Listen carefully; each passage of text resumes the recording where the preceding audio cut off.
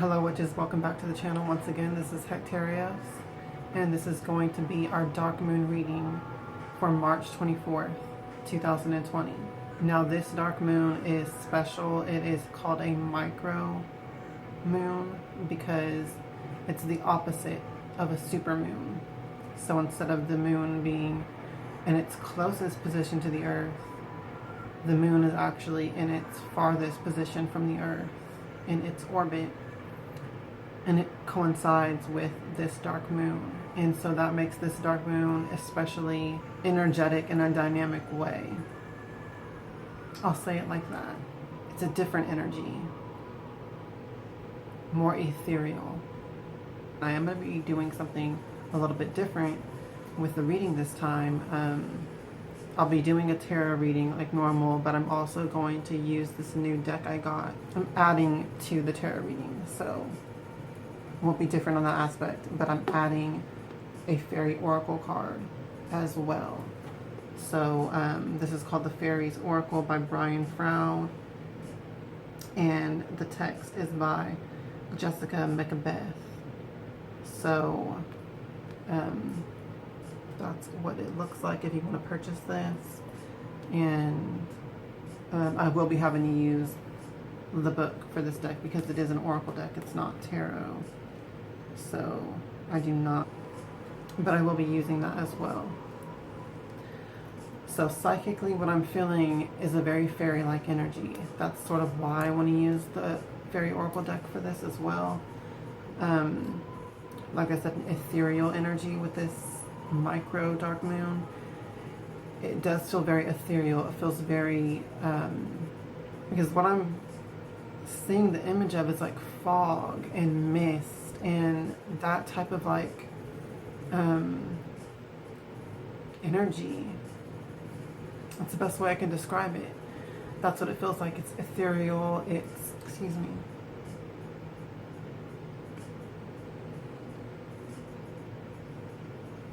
Y'all can go pick up one of these Hell Hecate cups from my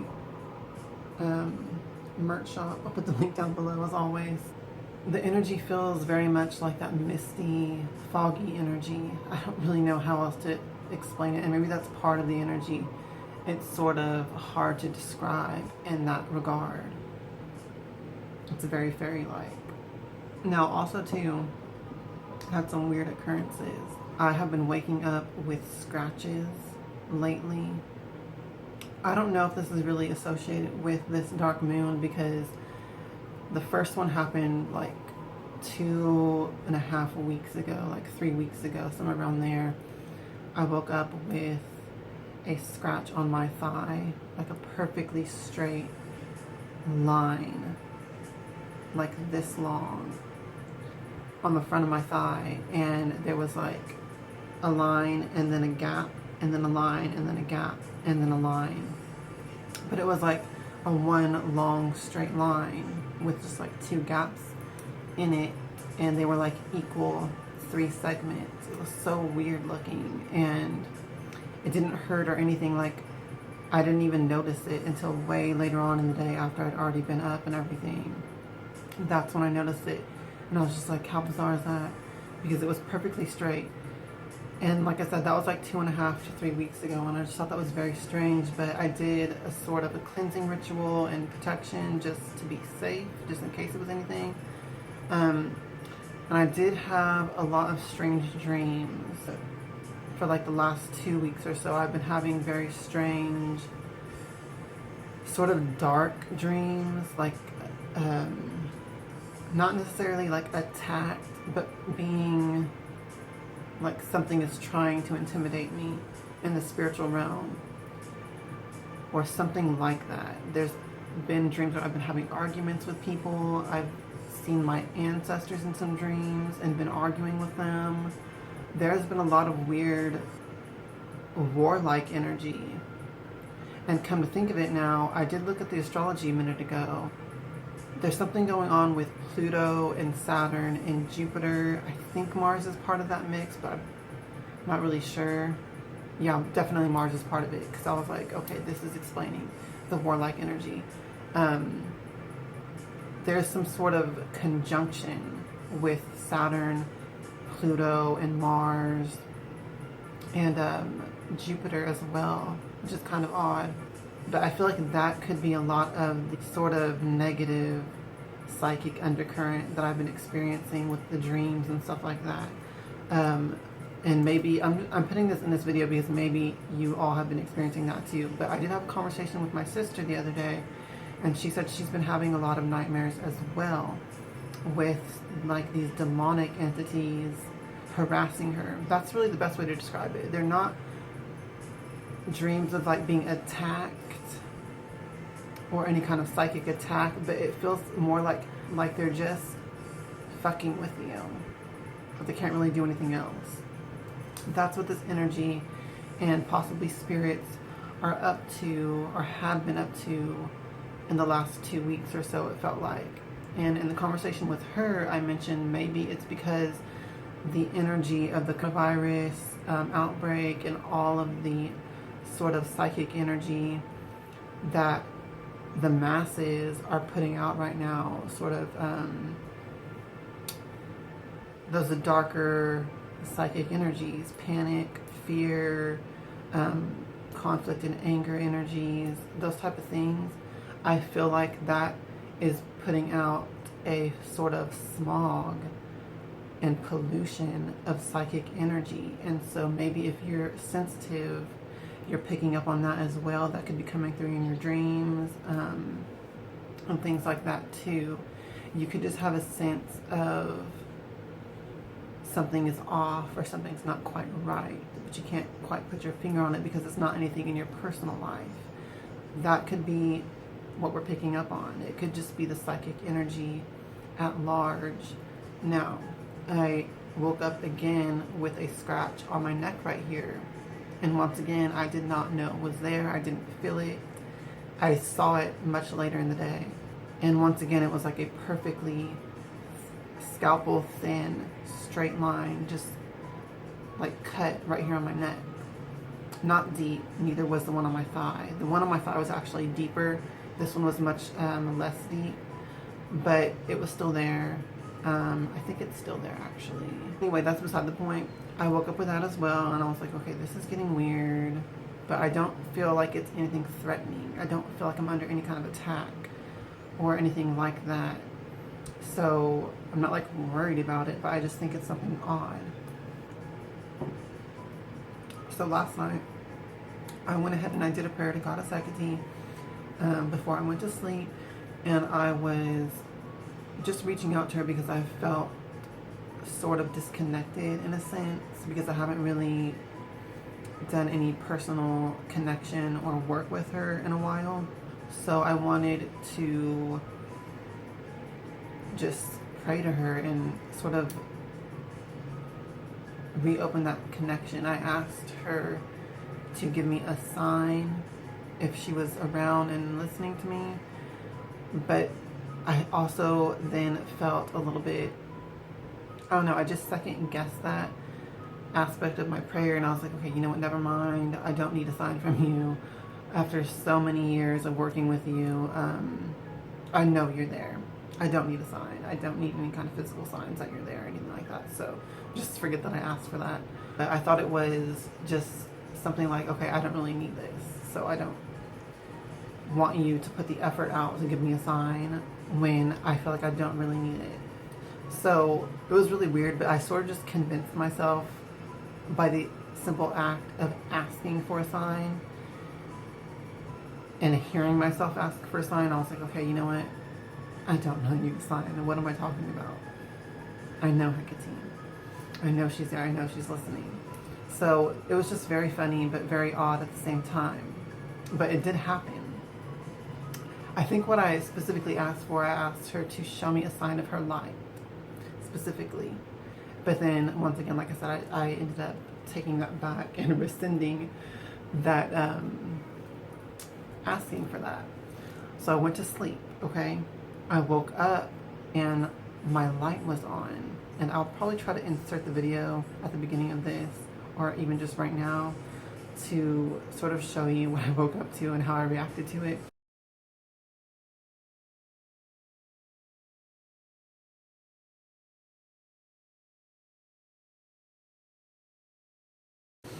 but my owl lamp was on. And I know I did not fall asleep with the light on. And when I woke up, it was on, and I was just like, okay. At first, I was just like taken aback by it. But then as I like remembered the prayer that I had made before I went to sleep, I was like, okay, Hecate is showing me her light. She's using my owl lamp as a source of light with her symbol to show me her light anyway.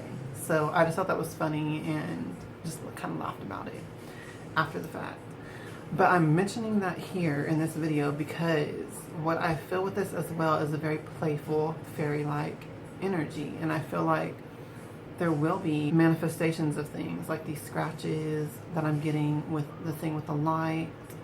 I feel that there will be things happening at this time, or maybe they've already been happening for you all as well. But I feel like definitely with this energy, because of it being the micro moon, I feel there's just a very ethereal energy going on with this. And I feel like that's going to bring some things through the veils. You know, pay attention to that. Have fun with it. Because I think some of these things are really funny and entertaining.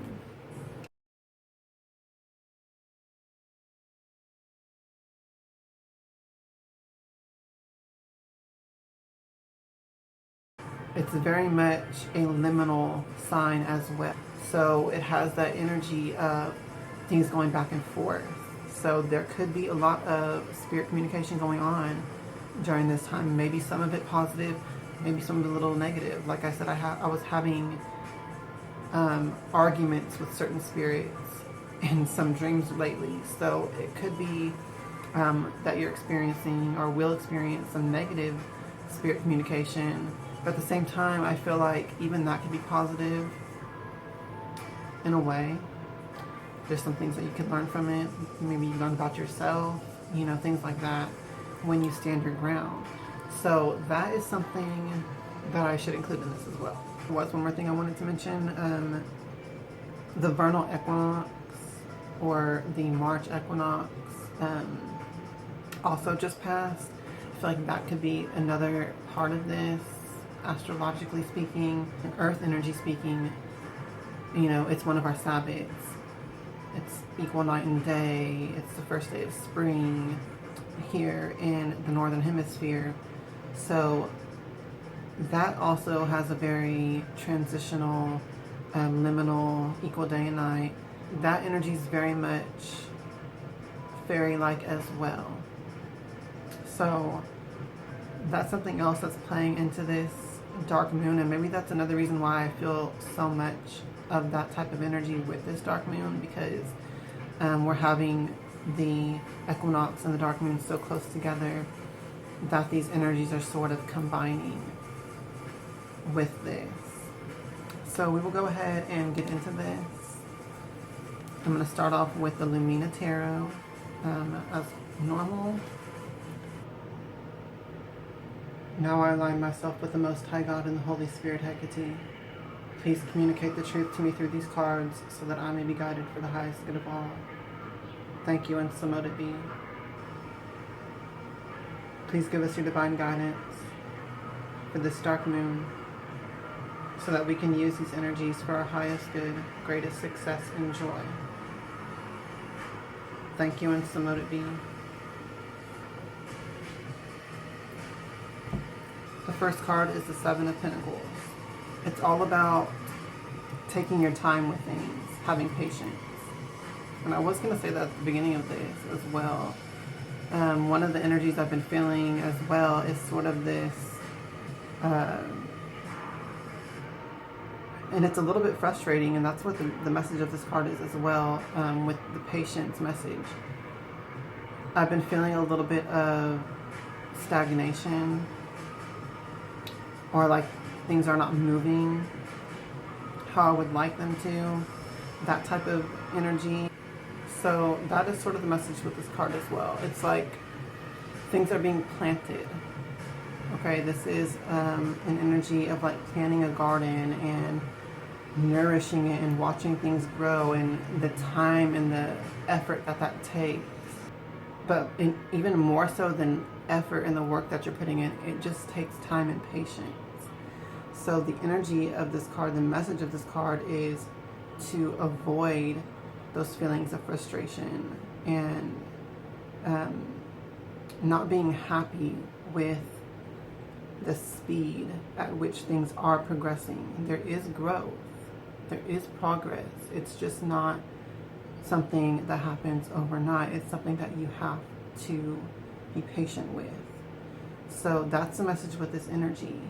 The next card is the Six of Wands. And this is a beautiful card to have coming after that, because the Six of Wands is a card of victory, success, reward, satisfaction, in a sense, expansion as well, because that's what comes after success. The Six of Wands is also about sharing the fruits of our victory with other people, with the people who helped us along the way, with people who supported and encouraged us, that type of thing, with people that we love. That expansion in that aspect as well. That also spreads positive energy to other people, and it expands their energy and what they're able to do as well. And the last card is the Five of Pentacles. And this is a very negative card, but I feel like we're being presented with two options here, two pathways here.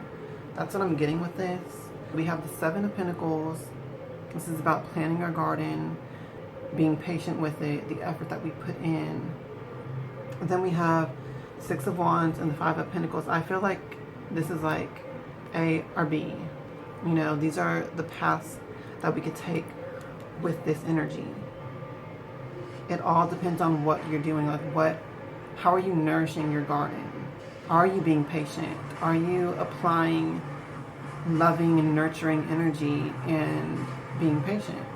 Or are you getting frustrated? Are you putting in that negative energy and thus almost holding yourself back in that regard, poisoning your own garden? A lot of times when we get frustrated or when we feel negative energy, we just tend to give up or put so much focus on the negative that we just stop progressing and stop putting in positive energy. So we stand in our own way. And I feel like that's what this card is also representing here. Be aware of your mindset and how that has a powerful effect on you and what you do and how you live your life, on the things that you're doing and things like that. But also be mindful of your mindset and the positive aspect as well, and how much positive outcomes you can create. But the Five of Pentacles is a negative energy. It's about loss, disappointment with what you have and what you're not able to obtain. This could be feelings of separation, anxiety, just things like that. It's just a negative card overall, negative energy overall. As you can see, it's a rotting poison. I don't know why I said poison apple, but that's what I thought of. It's a rotting apple. Maybe I said poison apple because, like I said a minute ago, it's like poisoning your own garden if you have this negative mindset. Maybe that energy will be amplified with this dark moon, so just be cautious and be extra aware of your state of mind and your emotional state and what you're allowing. But not to make this a negative reading though, because there's a lot of positive energy here. Seven of Pentacles, there is progress. It's just not as fast as you would like it to be. So be thankful for that, be grateful for that, and put all your energy in that type of mindset, and you will get the Six of Wands outcome rather than the Five of Pentacles.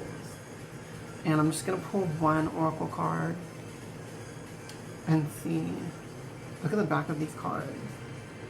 This reminds me of the Labyrinth movie, when all the little goblins and trolls and shit are like behind the mirror. That one scene. That's what that reminds me of. There's one thing that's coming to mind right now with the dark aspect of the Five of Pentacles and stuff like that. like I said at the beginning of this, with the spirit communication that might be coming through in your dreams and stuff. Since I was having like arguments with ancestors and things like that, I feel like this could also be part of that negative energy. Like maybe it's not coming from you specifically. There could be other people interjecting their opinions into your life. It could be spirits. It could be people trying to just put negative energy on you. And that could be something that you take in if you're not careful. So be careful of that as well. I just wanted to include that real quick before we fully get into the fairy oracle card. Fairies and elementals, I now call you to please come forth and give us your guidance as well with this energy, so that we can use the energy for our highest good, greatest success and joy. Thank you, and so to be. So the card that we got is the Lady of the Harvest. Very beautiful card. So that's the fairy energy that's coming forward. The Lady of the Harvest. The energy is completion, grief, loss, harvest, and release. It is time to accept change, to move on to the next phase. Power and strength in the present and future come from releasing the past. This is a time of liberation, and we might as well cooperate with it. It will happen, whether we want it to or not. Release and liberation may be painful or joyful, depending on the circumstances. Cry if you need to. Be joyful if that is appropriate. But in either case, trust the process, acknowledge what you feel, and prepare to move on. Almost like it just summarized the entire reading. So that's very cool and very complimentary to releasing the negative aspect. I really liked that. I hope that you all enjoyed it too. That's going to be all for this reading though. Thank you as always for sitting with me and doing the reading. Thank you for watching. Thank you for liking and subscribing to the channel. And I hope that you have a very transformative dark moon and release anything that's holding you back so that you can continue to progress and move forward for your highest good. As always, until next time, hail to the witches, hail Hecate, blessed be.